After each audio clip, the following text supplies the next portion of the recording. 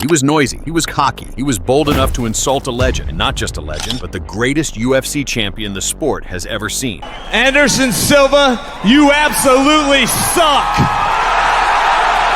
The whole world was watching this fight with clenched fists and bated breath because it wasn't just a rematch, it was the most anticipated fight in UFC history. Why? Because in their first fight, this cocky American shocked the entire planet. No one could believe their eyes. With surgical precision, he laid Anderson Silva, the king of the octagon, on the canvas and beat him unconscious round after round. The unthinkable was happening. For almost 5 rounds, this audacious wrestler dominated. He didn't just win, he destroyed the champion. And then, in the last minutes of the final round, Silva and Endlever helped defend the title at the end of the fight. Victory escaped from the jaws of defeat. Many called it luck, others called it divine intervention. But one thing was clear, the rematch had to take place. On the other side was Anderson Silva, the current middleweight world champion, a Brazilian icon. He holds a black belt in both Muay Thai and Brazilian Jiu-Jitsu. Before trash talk, before feud, Silva already had an undefeated streak in the UFC of 11 consecutive wins, most of which ended before the final buzzer. He wasn't just winning, he was stylized,